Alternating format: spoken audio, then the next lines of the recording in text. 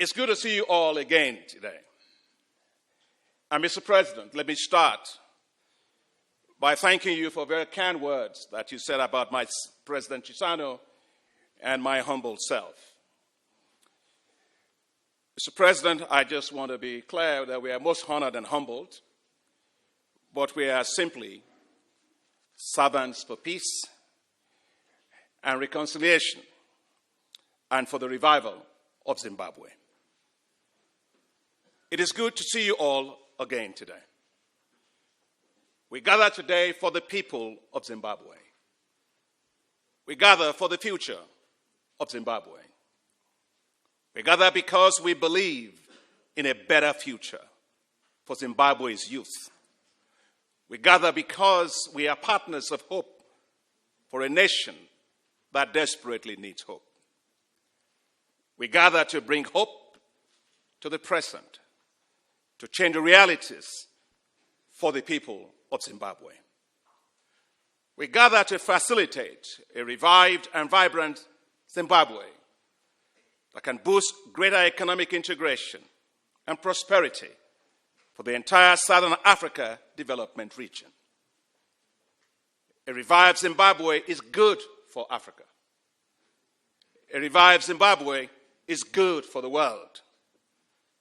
I wish to thank you, Your Excellency President Mnangagwa, for your determination and resolve to ensure that you resolve well-known historical issues that led to the imposition of economic sanctions on Zimbabwe.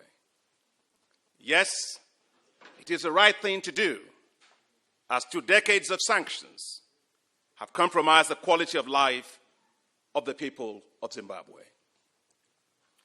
Economic sanctions are driving Zimbabwe further into unsustainable debt.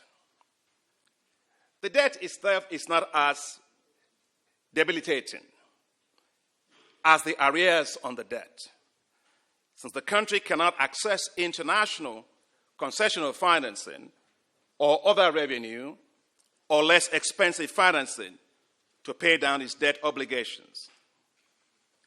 Out of the $5.7 billion of bilateral debt, 69% of this is accounted for by arrears. Similarly, out of the $2.6 billion of multilateral debt, 91% is accounted for by arrears. So arrears is now the new debt of Zimbabwe. The past is hurting the present and the future of Zimbabwe. As president of the African Development Bank Group, for which usually everybody here, your countries are shareholders, I am very concerned about debt, and even more concerned about debt accumulation from arrears that don't have an end in sight. Zimbabwe cannot run up the hill of economic recovery carrying a backpack of debt on its back. It is time for a comprehensive debt arrears clearance and debt resolution for Zimbabwe. But getting there is not like a walk in the park. We must address history to make history. I am honored to have been asked by you, Your Excellency, Mr. President, to be the champion for Zimbabwe's arrears clearance and debt resolution. Together with His Excellency President Chissano, the facilitator of the high-level dialogues, we have been working closely with you, the government of Zimbabwe, development partners, private sector, and the civil society to find a common solution pathway towards the normalization of economic and financial engagement of Zimbabwe with the international community. The best way to solve any problem is to dialogue, to listen to all voices, to respect all voices, and to do so transparently and with commitment to narrow differences and divergences and reach consensus on concrete actions to be implemented. Actions that are developed from the ground up and owned by the government. Actions that will serve the people of Zimbabwe. Actions that are measurable by all parties so progress can be verified and comprehensively assessed. Actions that will allow the healing of the past and the reopening of a new and brighter future for Zimbabwe. The people of Zimbabwe have suffered enough.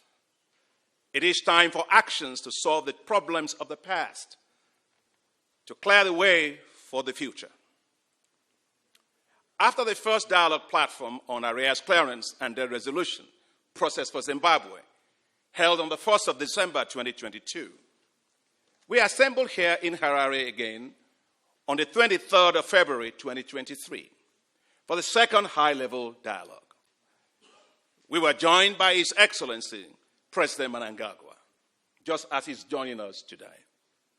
A clear show of his strong commitment and support for this process. Thank you, Mr. President.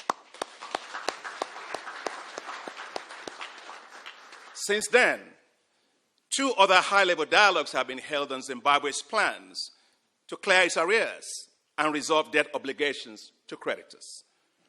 Over the past 18 months, we, collective we, all of us together, have institutionalized a platform for regular, constructive, and open dialogue that is key for trust and confidence building among all stakeholders.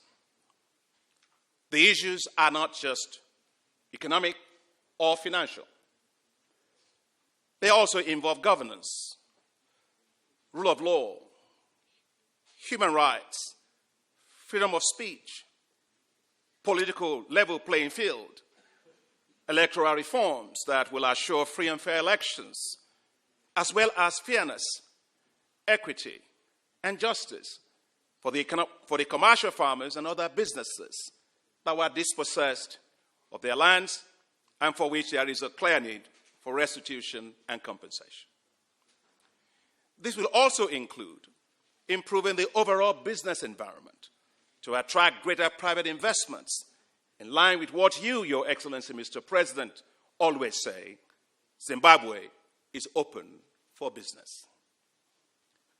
The 3 sector working groups, economic, governance, land tenure reforms, compensation under the Global Compensation Deed, and the bilateral investment promotion and protection agreements, have comprehensively discussed these issues, and those issues will still continue to be discussed over the past 4 high-level dialogues. There is a very strong and measurable commitment by the government to economic and fiscal policy reforms. The IMF Article 4 mission in December 2022 was successful and was approved by the board of the IMF. The government has taken the decision to eliminate multiple exchange rates, introduce an enhanced foreign exchange auction market, transfer outstanding debt of the Reserve Bank of Zimbabwe to the Treasury, and it's good to see you, Reserve Bank Governor, for greater transparency and avoiding off-budget financing, and to end the quasi-fiscal activities of the Reserve Bank of Zimbabwe.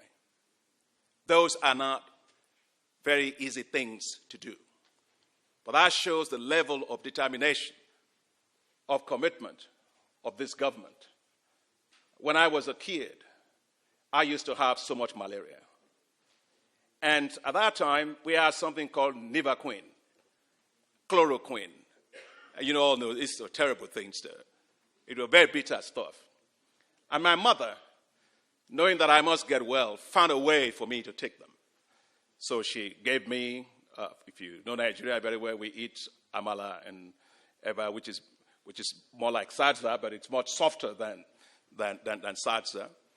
And she would put it inside of okra. And she would put the Nivaquine and chloroquine inside of the amala, which is the bolus. And you put it in okra and you swallowed it. That way, the Bitterness never touched your tongue. And then I got better. So my mother's wisdom still works. There are tough decisions, but the government is taking it. And I think we should commend them for that.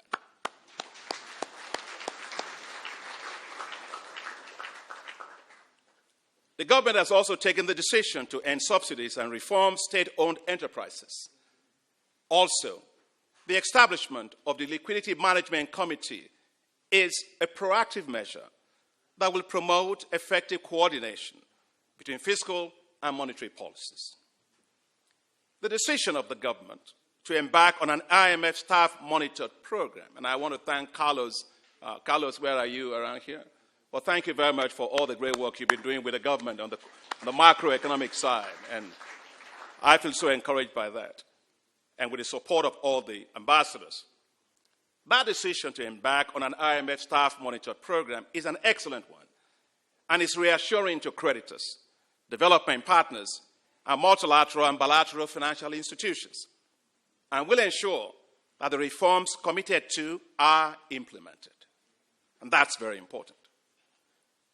The most difficult and more sensitive reforms are the governance reforms. I wish to commend the sector working groups and the high-level dialogues for identifying 6 critical areas for which reforms should be implemented: judicial sector reforms, public sector transparency and accountability, combating corruption, human rights promotion, electoral reforms, and national unity, peace, and reconciliation. I am very encouraged that the development partners work closely with the government in identifying and selecting globally acceptable indicators to measure progress on governance reforms. President Chisano talked about the EU ambassador yesterday night. We were with him. He gave us a fantastic dinner, just like the German ambassador opened it up for us when we had the breakfast in your home when we came last night. But I just needed to tell you the commitment of ambassadors to you, Zimbabwe, Mr. President.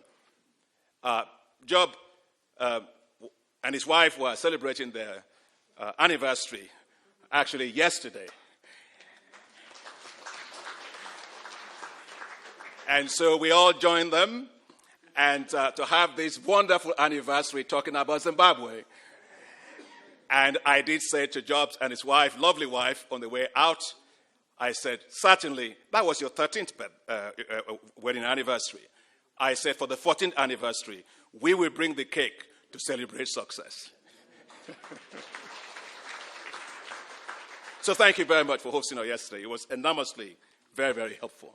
And please thank your wife for us. This again goes to show how the transparent and inclusive, structured high-level dialogues, I might say also friendly dialogues, are helping to build mutual trust, confidence, co-creation, and mutual accountability for progress. On land reforms and compensation, thank you, Minister of Agriculture, for the wonderful presentation you gave us when we came the last time. Agreements were reached in the sector working group and the high-level dialogue on the government's decision to pay $3.5 billion to former commercial farmers under the Global Compensation Deed, and to fast-track the implementation of the Bilateral Investment Promotion and Protection Agreements, the BIPAs. As I mentioned during this second high-level dialogue, and in my discussions with His Excellency President Mnangagwa and the Minister of Finance, and with development partners and other creditors, it is important, in my view, that we find a mechanism to try to fast-track and to front-load the payment of these compensations. Hope delayed makes the heart go weary.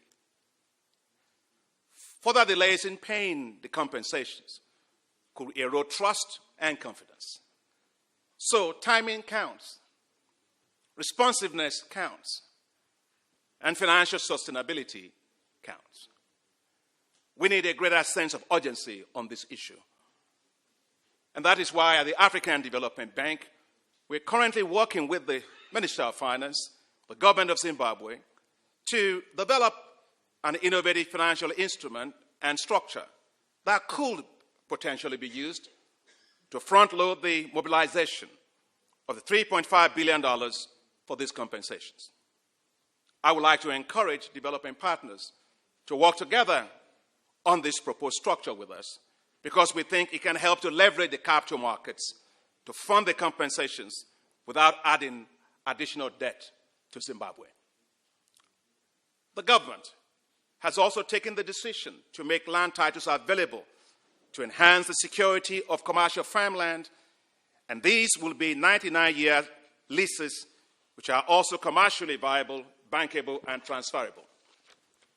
Your Excellencies, ladies and gentlemen, the government of Zimbabwe is clearly and genuinely very committed. It is committed to taking tough decisions to move this process forward, as we heard from His Excellency, the President, speaking extemporaneously from his heart to us today. And the development partners and creditors are genuinely very committed and have been engaging very positively and proactively in these dialogues. We know what needs to be done. The challenge now is to do them, and do them quickly, and ensure that there are measurable indicators to assess the direction and pace of progress. We must move more rapidly now into speedy implementation on the ground. Let's turn matrices into materiality. Let's turn resolve into results. But actions will have effects, and we must protect the people. We therefore call for and strongly support a funded IMF staff-monitored program to help cushion the impacts of these tough reforms will have on the population. Please remember my late mother's feeding me with liver queen inside of amala with okra. It goes down better. The success of the efforts we have all put into this process will depend on what happens with the upcoming presidential elections. I wish to commend you, Mr. President, for your strong commitment and statements that the elections will be free and fair. The people of Zimbabwe and the international community will be watching very closely. The full weight of re-engagement with the international community will depend on this. It will also depend not just on the election, but the entire electoral processes that guarantees a credible election. Thank you, Your Excellency, Mr. President, for your words, and I quote, "We are anxious and determined to have transparent process for election in Zimbabwe."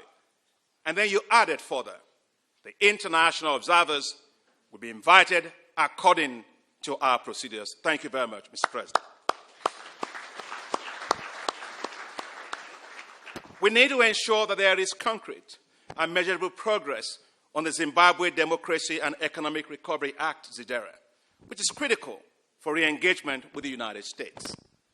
We must do all to fully fulfill all the conditions on that ZIDERA so that verifiable progress can be used to support advocacy for the lifting of sanctions imposed by the U.S. Congress on that ZIDERA.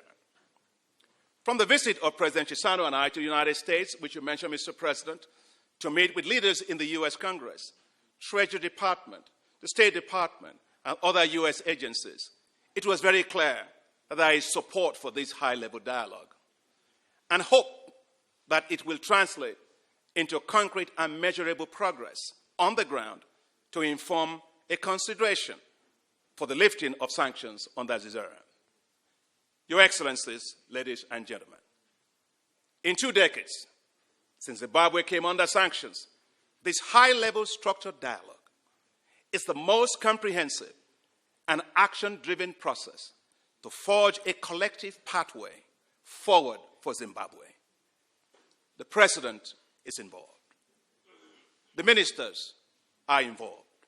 The whole of the government is involved. Development partners are involved. The civil society is involved. the affected farmers are involved, and the creditors are involved. Yes, the journey may still be long. Yes, there may still be some rough patches, but we are walking together and working together. The government, development partners, civil society, private sector, and creditors.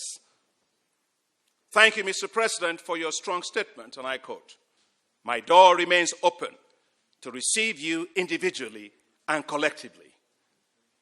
Broken bridges of trust are being rebuilt. Confidence is gradually being restored. The end is in sight, even if it may be of a far sight. And it is one I know we can reach together. This is an opportunity